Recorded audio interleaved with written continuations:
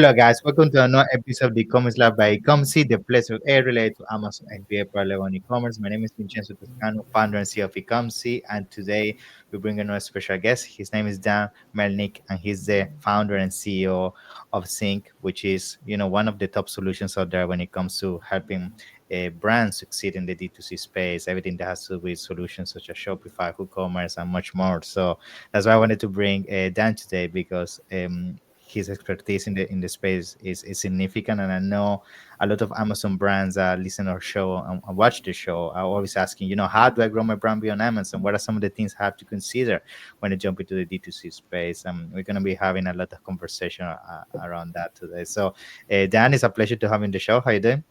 I'm good. Yeah, thanks so much for having me. Thank you, man. It's a pleasure to have you in the show. And for those that maybe might not know you, just give us a quick intro by yourself about Sing, and then let's jump into the topic. Yeah. Sure, yeah. So I live here in Austin, Texas. I started this company about 3 years ago, but I've been in e-commerce since 2011. My first e-commerce business was an eBay store. I used to sell autographs online, and I started that back when I was growing up in the Chicago area. I go to downtown Chicago. I go get autographs and sell them online. And then, yeah, after that, I had a different company, not e-commerce, but I met a really good developer who was my partner. And he was like, "Hey, why don't we go and try and get some clients together?" We had some good results early on. A client that raised about $15 million, and Wow. that validated our skill level. And after that, I said, "Listen, like, let's go and do this full time." So yeah, we're a full service D2C agency. So meta ads, CRO, email marketing, really helping brands scale from their D2C side of things. Love it.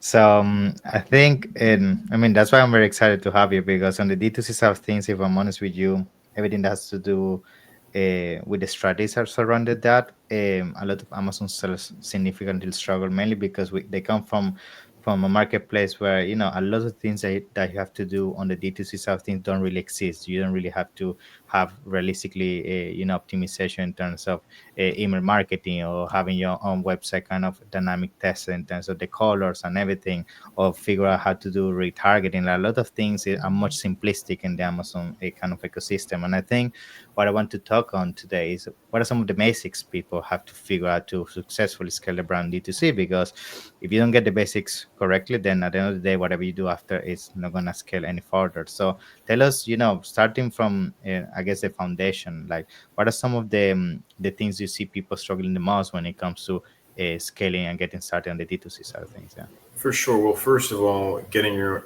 own website is super important, but not just any website, right? Your website should be optimized for conversion. And what we're seeing today, 70 to 80% of customers are coming from mobile. So make sure it's very optimized and frictionless on mobile. And then you're handling every objection possible on your site. So similar to Amazon, you want to have FAQs, you want to have a guarantee, right? You want to make sure that when somebody goes to your site from cold traffic, that there's no reason for somebody not to buy your product, right? So every single objection is answered. There's a guarantee saying 30 days, 60 days, whatever you want to offer, but something to assure a customer who's never heard of your brand that, hey, listen, if I'm going to buy this product, I can feel comfortable that if it doesn't work, I can send it back, right? Most of the time that doesn't happen, but having that offer on the table is super important. So really making this frictionless experience super easy to click and shop and buy now and add to cart, not having too many distractions, but also just bringing as much value as possible to your customer when they land on your site. Yeah, I think talking about those elements of trust, I totally agree. When you have your own website, like one of the main frictions is that people, have never shopped from you before. They don't know if they're gonna get the product or not. They don't really know, if the payment is gonna be a scam. Like there's always those like elements that that's why a lot of people is super loyal when it comes to shopping on Amazon. And you need to figure out a way to generate that trust somehow within your own kind of bubble, which is your website, right? So I guess when it comes to that, beyond the elements of creating trust and everything, like how you also create I guess the consistency of people coming back to your website, because a lot of times I'm seeing this sometimes across some D2C brands we work with. Sometimes they struggle to keep them engaging with the website. Then they might jump to a marketplace or they might go and shop somewhere else. And that can disrupt like kind of the experience you can give your D2C kind of ecosystem. So, what is your experience when it comes to keeping them engaged with your website? Yeah, for sure. I mean, there's many different offers, loyalty programs, discounts that you can offer people. I mean, finding a way to keep people engaged for sure. So, retention marketing like emails, but obviously, if you have products or somebody can subscribe, having that option right there, subscribe and save. But yeah, I mean, if you can offer deeper discounts, if you can offer more certain points, or people can use those points to save money in the future, things like that, right? Just giving your customers rewards for shopping on your website, that's going to be a huge incentive. And but yeah, I mean, listen, Amazon obviously is a great platform. Sometimes that there is a level of attribution where we do meta Hmm. ads for clients. Somebody goes like on Amazon and buys a product. You can't always measure that, but it's intertwined. So some people just want to buy from marketplaces. But yeah, I mean, listen, if you can keep people engaged in email and SMS, and keep them like a part of your community, people will definitely buy more from your site. But it really just depends on how you keep them engaged. Yeah, which it gets me to my next point, which is retargeting at the end of the day. Like that's a conversation we're having before going live. Like a lot of people don't really know how to master like Meta ads or Google, right? And I think with Meta ads specifically, if you know how to pixel your clients or the visitors successfully, you can be super clear in terms of their engagement you do to the platforms to bring it back to your website. So tell us how important you are seeing Meta being in your strategy. Is that something that always has to be part of the mix, or you see some D2C brands not relying heavily on Meta anymore? What is your take? Yeah. And meta should always be part of your mix, but really just focus on meta for top of funnel and middle of funnel. For bottom of funnel, email is where it's at, right? Once they've already bought from you, you have their email. Don't waste money on ads, right? Don't waste ad money on retargeting them. That makes zero sense, right? Use SMS, use email. You have their information, right? But if they're top of funnel, if they've never heard of you, if they're middle of funnel, if they're kind of hovering around your site, checking out your website, social media, getting some awareness, do what you can, and offer to get them over the table, right, or over the line. But yeah, Meta has to be there. I mean, it's the number one platform still today. TikTok is great, obviously, but Meta is still number one. And most people, not just in the U.S. but around the world, are using Meta to some extent. Every Yeah. month, not every day, right? Whether it's Instagram or Facebook and WhatsApp in some parts of the world, but it's very, very important, and it still has the best data. So yeah, meta has to be an important part of your strategy, but it's, to your point, figuring out, the right audiences. And then on top of that, you can go from Shopify. Once you have some good audiences, take the audiences and put them back into Meta, build those lookalike audiences once you have those sales. So a lot of it is doing as much as you can to leverage data in Shopify, and scaling up on Meta. Cool. I guess the only question I get a lot when it comes to building the data is the time associated and the cost involved, right? Because sometimes you have to go to the phase that you're spending money, but not necessarily you might be getting that in the shape of revenue or profitability. So I guess to answer that question, like how do you usually come across understanding how long it might take you to effectively get a positive return on investment? Like it's going to be weeks, it's going to be months, it's going to be years. How do you I know this is going to be very specific to the product, the brand, and the audience and all of that, but is there some rule of thumb that you use to figure out if actually assessing yourself and saying, am I actually going the right direction? I'm not, and be able to fix things from there. Yeah, no, I think in terms of making sure that you're actually profitable, obviously looking at your margins for sure. There's a lot of possibilities there, but yeah, I mean, it's super important to start small, right? And you can be profitable by starting small. So many of our clients are spending, just starting, $50 a day. That's it, and it's Hmm. very doable, right? And then once you're getting good results, then you scale up, then 60, 70, 80, 100. But that's a good place to start. You can start $50 a day, making sure that you're testing constantly every couple of days, seeing what's working, what's not. Once you're getting some good results, then start ramping that up, right? But you don't need a whole lot to start with. You really don't. And I think that that is a misconception. And $50 is enough to test. And obviously, listen, if you have the budget to spend $50,000 a day, then Yeah. sure, that's great. But most people don't. So you can start small and just test it, and ramp it up, and make sure that when you're acquiring new customers, that your customer acquisition cost is low enough to where it makes sense, right? And if it's not, how do you get that down? And on top of that, if it's not low enough, okay, maybe on the first sale you might lose some money, or at the very least break even. But on that second sale, third sale, fourth sale, then you can get into profitability mode if you have that type of product, right? So understanding your whole equation and what makes sense. But yeah, I mean, if you're doing meta ads, definitely should not be something where you're losing money, at least not for too long. Cool. You mentioned at the beginning owning the customer. Like once you get the email, effectively, you can be more aggressive in terms of the way you communicate with them, and stop relying too much on top of the funnel. So when it comes to that, like how do you see email marketing performing these days? Because some people believe that email marketing is dead. Some people say it's back. Some people say it's the best way to really scale a business forward. Some people even do SMS, right? So I guess what are you seeing in the D2C space? Like is email marketing still very strong, or you're seeing people changing more toward other channels? What's your take on that? Yeah. I mean, it's still very strong. I mean, listen, most people, especially most Americans, are checking their email constantly, all Mm. the time, right? Even with spam filters. But at the end of the day, I mean, this is not cold email. This is, an email where, you're subscribed to your favorite brand. You've already bought from your brand. So most emails are being opened, especially if they're adding value.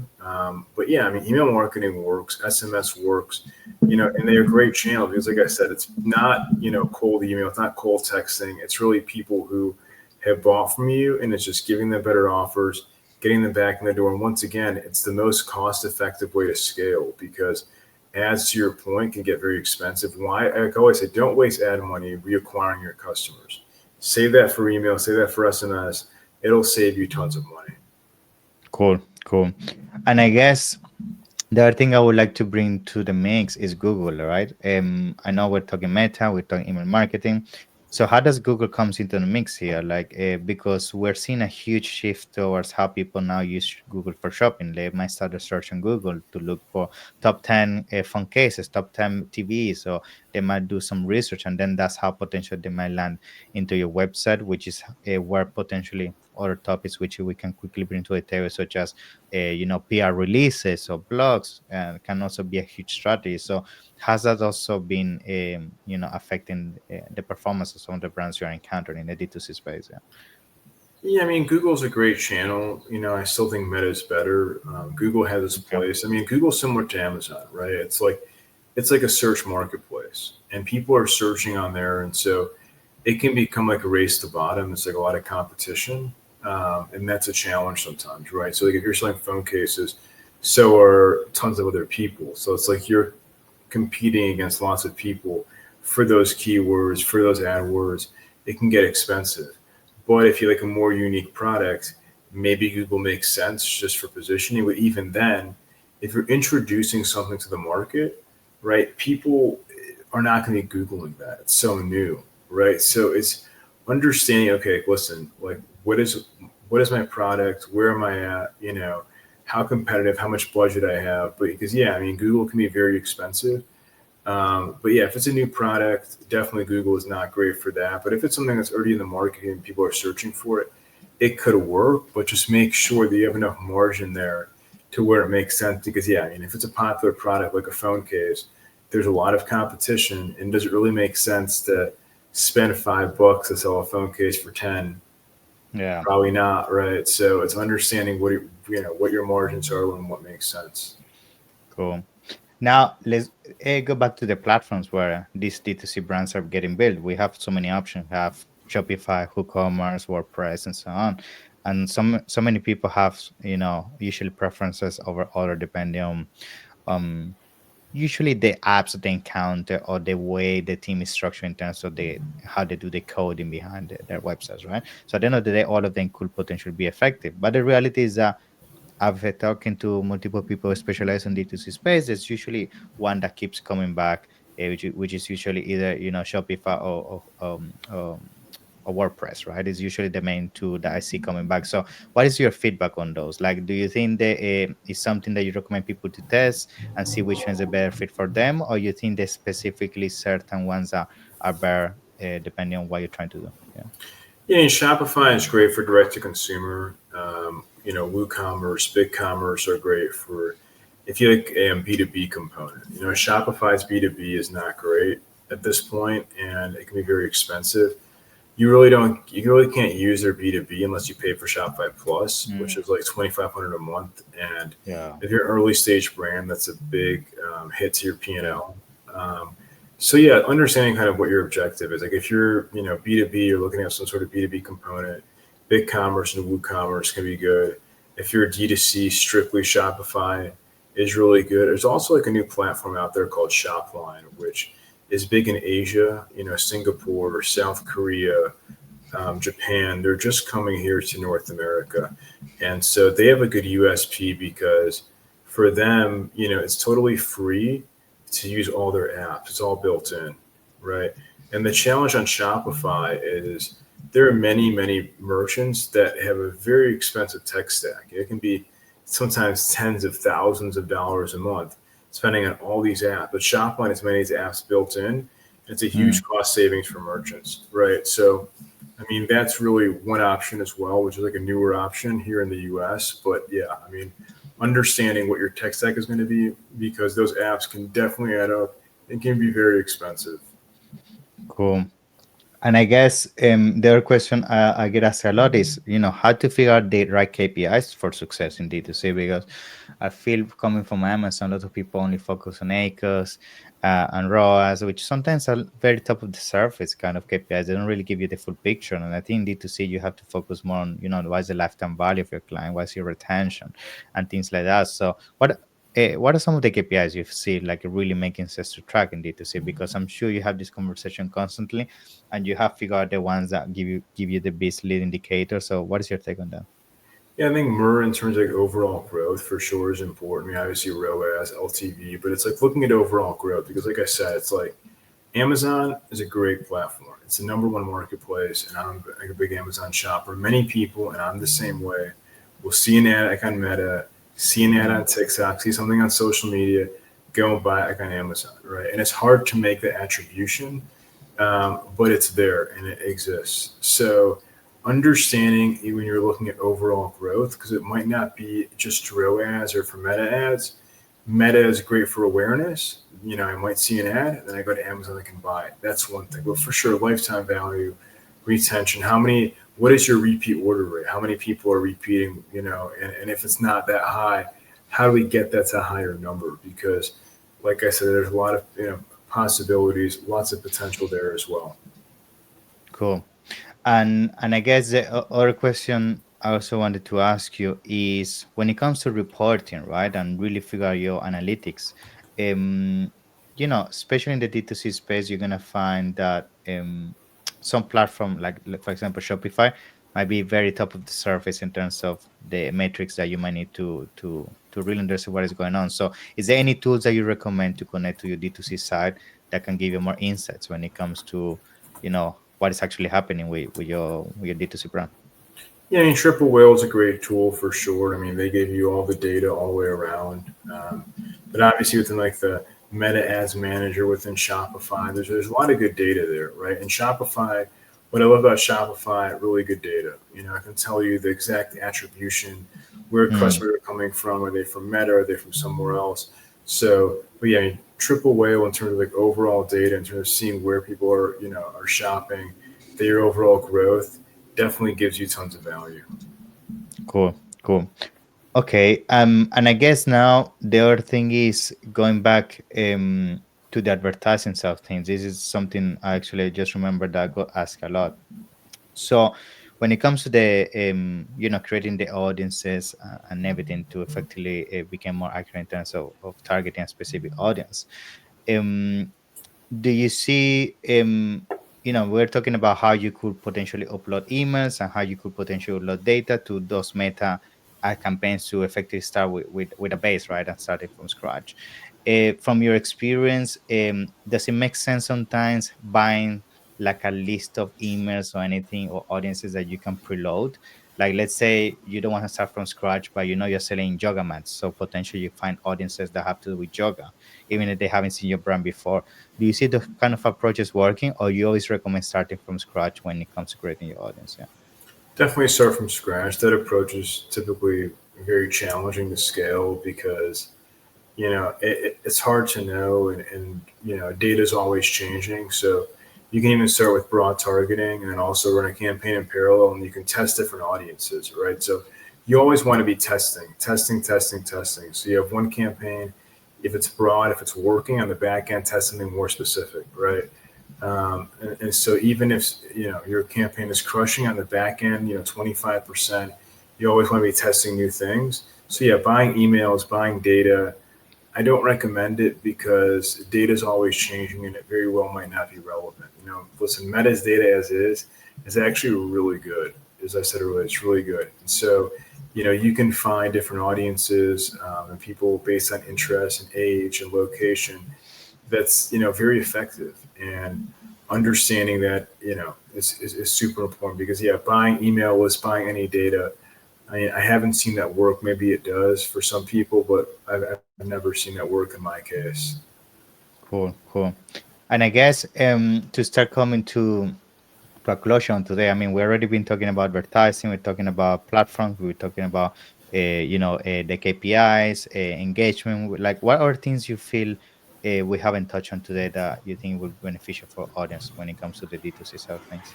Well, for sure, average order value is super important. It's something where, what can you do to get your customers to spend more at checkout in the shopping cart?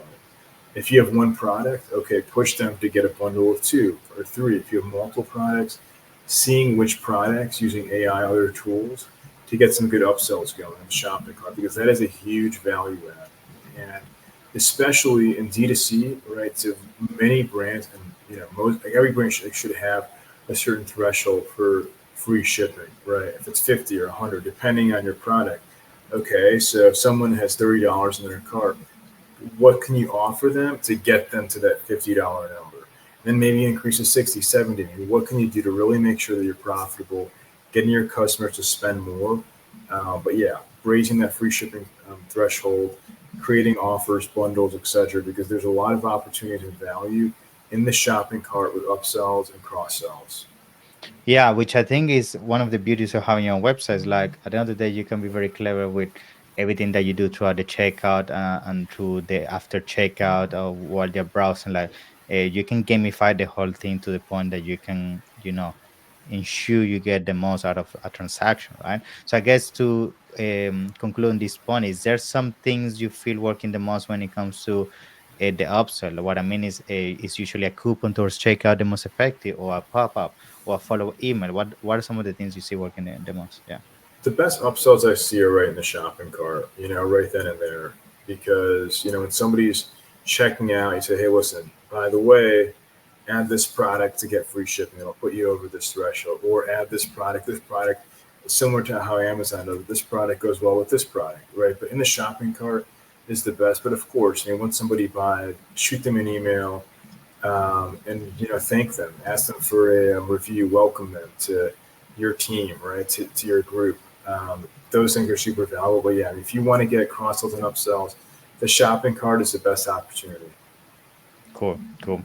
Awesome. So I think man, the conversation's been, very insightful. I'm sure it's only a tip at the tip of the iceberg, as they call it, like when it comes to this. And I'm sure some people might want to have a deeper conversation, like more technical, like figure out how they can tailor this to a specific Amazon brand or e-commerce business in general. So I know that's why you guys specialize in things. So tell us more about, how people can find you, how people can reach out to you, talk to your team. You know? Yeah, I mean, I'm on LinkedIn and Instagram, X, Dan P. Melnick. You can find me there, or just Dan Melnick on LinkedIn. And then, yeah, I mean, myzing.io is our website, so you can find us there as well. But yeah, Dan Melnick, I'm very active on social media. Thank you. I'm gonna make sure for everybody watching and hearing this to put everything on in the description below. Other than that, Dan, it's been a pleasure to have you in the show. Thank you Thank so you. much for the knowledge, and hopefully I get to see you soon. Some of the upcoming events. Yeah. Thank you so much for Sounds being great. here. Thank you. Okay. Thank you, Dan. Pleasure. Bye bye.